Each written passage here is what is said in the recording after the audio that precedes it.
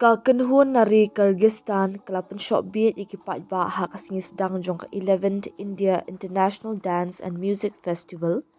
Kabala pelong dak Indian Council for Cultural Relations ICCR Zonal Office Northeast. Ha ka jinga lang berkatanan arts and culture ka Sorkar jela. Kabala long ha ka alfu art kala lingkat ha ususutham auditorium shlong. Ya kata masa lawan pelipat ba da unong ai buat ke Sorkar jela. But advisor katanat social welfare ba polling do.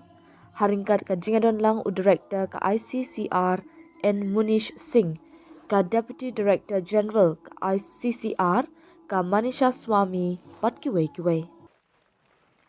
Habak keren syakilat petai kubor, ubak polling do ula ong bakalong ka jingsngotanat ka bakraw, bana pedeng Henryu telikisor hakari India, ka shulong kala syakjid ban pelong ya kani kata masa. Kani ula ong ka penpau syai baka jala Meghalaya kalong ka pedeng jong kalariti bat karwai ka siaw.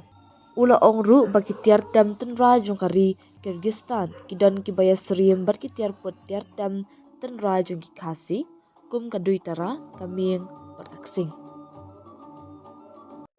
Cultural exchange kaba arts ni mendak segi balasai kadai ka initiative jong ka Department of Arts and Culture kaba yetre rengkat ru bat ka ICCR kata ka bangitip ya ka kum ka Indian Council for Cultural Relations ti kalong ka basudnat ba napdang ki ndriu teli ki sor hari India lajit ya ka shlong kum ka wei naki nongba kiba ilayo bad host ya kani ka India International Dance and Music Festival ti ka jingjit ka jongki ya ka shlong ka pedi ya ka jing nangkiu jong ka Meghalaya kum ka pedeng jong ka lariti ka pedeng jong ka rawai ka siau bat ngalayo ru ban ya sam bat ki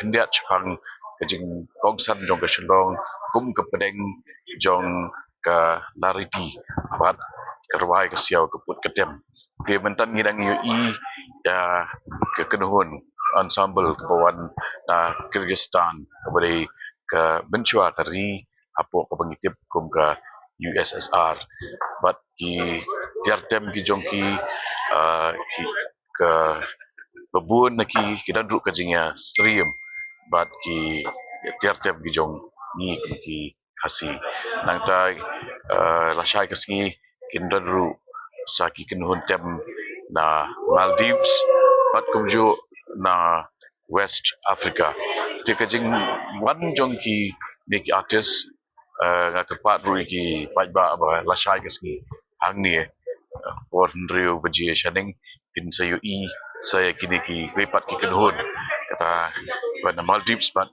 West Africa kadon ke music kadon kawe kaba kongsan kaba kerpang haka bat kata kalong ba kapenya teli kawan ra ya ka jing kumno ba ngila bandan shibun ki jing appear kapat reng shibun teli ki jat bandriu andai ka wai ka siau ka tek song ini kawe ti kata hikri ka kubor ke jonga bat ngai ba ki bakum kini ki program nakapor kapor kenyarap menang kentiu shushu ya ke Meghalaya bat ya ke Shillong kamtam kum ke pedeng jong leneka nongba jong kerwai ke siop music capital pedeng kibaya sriem ha kidon away ke bolong tik kum kaya sriem kamlong tik lai kaya sriem ya ke ming ke jongi away pat ke instrument kaya sriem ya ke duitara ke jongi